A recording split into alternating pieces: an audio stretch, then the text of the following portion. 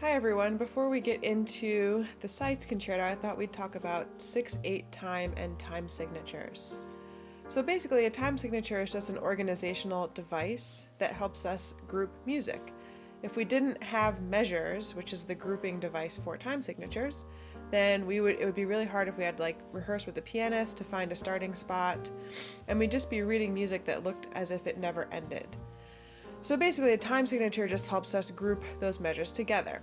Now in 6/8 time, the top number, and this is for any time signature, tells us how many beats are in one measure, and the bottom number tells me what receives one beat or one count. So as you can see here, there are 6 eighth notes pictured, and basically this is how we would group anything in 6/8 time. So I can have a measure that just has 6 straight eighth notes, 1, 2, 3, 4, 5, 6, or I can have other rhythms, which we'll get into in a second. So the important thing to note is that each beat, represented here by 1, 2, 3, 4, 5, 6, can be broken down into smaller parts or combined to make a longer rhythm. So one of the most popular rhythms for 6/8 looks like 2 eighth notes tied together, but that's the same as a quarter note because a quarter note just equals 2 eighth notes. So you'll often see a quarter note depicted as opposed to 2 eighth notes tied together. That just looks a little bit clunky, and it will usually be depicted by a quarter note. So just know that this eighth note tied to eighth note is exactly the same as a quarter note. And you can see I left this circle empty to show that this represents 2 beats in 6/8. Now this will feel a little bit different than what we're used to, 3/4 or 4/4 time, which is what most of our songs were in before now, because we have the eighth note as the denominator. So instead of a quarter note receiving 1 beat, an eighth note receives 1 beat. Another common rhythm that we will see in 6/8 is a dotted quarter note, which represents 3 beats in 6/8 time. You can also write it as 3 eighth notes tied together, but again, this is the less clunky version. So just know if you see a dotted quarter note that represents 3 eighth notes worth of beat.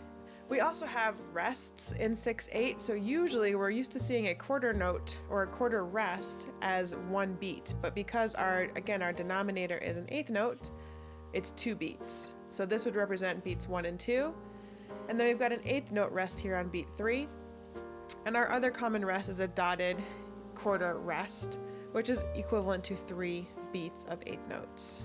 So there's some other rhythms that we're going to encounter in this piece. We're familiar with the eighth note, which receives 1 count, but we also have a few 16th notes. So 16th notes, there's just 2 of those that equal 1 eighth note, so they would both fit in beat 2. Same thing for beat 3, and you can see how they are similar in beats 4, 5, and 6. We'll encounter this on page 2 of the Sites Concerto when we go into the faster section. Hopefully this was helpful in understanding 6/8 time. The other thing to remember is that usually how we're counting 6/8 is 2 groups of 3. So big beat 1 will be 1, 2, 3. Big beat 2 will be 4, 5, 6. So if I was conducting this, I'd be conducting in 2. 1, 2, 3, 4, 5, 6. 1, 2, 3, 4, 5, 6. And you'll notice too that our notes are grouped this way. So for instance, if I have 3 eighth notes, they're usually barred together, and that would represent the bigger beat. So in 4/4, we had 4 beats per bar, and I would conduct that in 4. 1, 2, 3, 4. In 3/4, we had 3 quarter notes in each group, so I would count that 1, 2, 3, 1, 2, 3. And in 6/8, we just have 2 big beats, 1, 2, 3, 4, 5, 6. 6/8 is also called compound time because we're dividing by 3 as opposed to dividing by 2. So in 4/4, usually we have a quarter note that's split into 2 eighth notes. In 6/8, our denominator is that eighth note, so we'll have big groups of 3. 1, 2, 3, 4, 5, 6, like we discussed before.